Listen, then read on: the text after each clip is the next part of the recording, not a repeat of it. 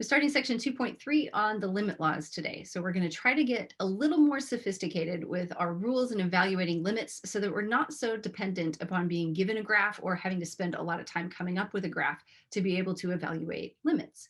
So you'll find this limit law handout posted under the resources for the week. So either print it out or kind of take some notes as we go along. All right, so our first two basic laws are the most important. The first one says the limit as x approaches a of c is equal to c. Now, a and c are just numbers. So this is telling you that, for example, if you had the limit as x approaches 2 of 7, just pick any two numbers there, this tells you that the limit is equal to the thing that's in the place of c, which is the 7. All right. So basically, if you have the limit of a constant, the limit ignores where the x is going. 7 is always the number 7. It doesn't care what x is approaching. All right, so the limit of a constant is a constant. The second one says the limit as x approaches a of x is equal to a. So this could be, let's say, the limit as x approaches 5 of x. So this is saying, as x approaches 5, what's happening to x? Well, as x approaches 5, x is approaching 5. So our answer is just going to be whatever that number is down there. So if you've got the limit of x, just plug in that number from the limit into the x. All right. The rest of these rules as we go along are going to hinge on these two rules. So the first one that we see below is the sum law. This tells you that you can distribute a limit over addition. Okay, so if we have the limit, let's say we have the limit as x approaches 3 of, we don't have a lot of things we can take the limit of, so I'm going to stick with x's and constants. So let's say we have x plus 9.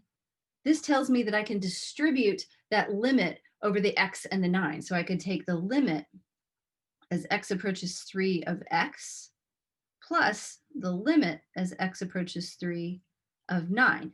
And those are two things that we know how to find the limits of from the basic laws above. So we know that the limit as x approaches 3 of x, we said as x approaches 3, x approaches 3. Plus the second limit says the limit of that constant 9 is just the constant. Limit of a constant is a constant 9. So this limit would evaluate to 12. All right, same thing with the difference. We can distribute limits over subtraction. So if we had the limit as x approaches 1 of, let's see, if we have 15 minus x, this says that we could distribute that limit as x approaches 1 over those two, limit as x approaches 1 of 15, and distribute that limit as x approaches 1 of x. And you can just evaluate them separately and then subtract them. Limit as x approaches 1 of 15, limit of a constant is the constant. It's just equal to 15 minus limit of x as x approaches 1 is just 1. So this limit is 14. All right, next one, constant multiple law. This one's going to be important. This one says if you have this constant c here in a limit, that you can pull it outside of the limit. Constant multiples can move freely in and out of limits. So for example, if we have the limit as x approaches 5 of 2x, this rule says that that 2 can slide outside the limit and we can ignore it until we're ready at the end. So this says pull the 2 outside the limit, and then that x is stuck inside. X's variables cannot move in and out of limits like the 2 can. All right, but we know how to evaluate that limit as x approaches 5 of x, that's equal to 5. The 2 is just going along for the ride. So this one's equal to 10. All right, next one, limits distribute over products. All right, so limit as x approaches a, two things multiplied by each other. So let's say we have the limit as x approaches 7 of x squared. That would be x times x. All right, this tells us that we can distribute limits over multiplication. So I can make this the limit as x approaches 7 of x times the limit as x approaches 7 of the second x. All right, and we know both of those limits by themselves are equal to 7. So I'm going to have 7 times 7 or 49. All right, the last one we're going to do for now is the quotient law. You can distribute limits over fractions. So if we had, let's say, the limit as x approaches 8 of x divided by 7, we could take the limit as x approaches 8 of x on top and the limit as x approaches 8 of 7 on bottom. We know how to evaluate both of those limits. Limit of x as x approaches 8 is just going to be 8. And limit of a constant is a constant. So this one would be 8 over 7. All right, so let's put these limit laws that we have so far together with what we know about evaluating limits on these graphs. This is asking us for the limit as x approaches 2 of f of x plus g of x. We saw in the limit handout that I can distribute limits over addition. So I can say that this is the limit of f of x plus the limit of g of x. All right, so I can evaluate these two limits separately and then just add them together. And again, as we approach 2, let's see, looks like the limit as x approaches 2 of f of x is equal to that y coordinate of 1. And then g of x as I approach 2, okay, so 2 is a little bit harder, right? Here we know that the limit is just what the function looks like it's going to do, not what it actually does. So we know that the function value is actually equal to 1, but the limit is going to be equal to 3. Right? So this limit is 3. So I've got 1 plus 3. We know this limit is equal to 4. Same two graphs, just getting used to the limit laws. We're going to take the limit as x approaches 3.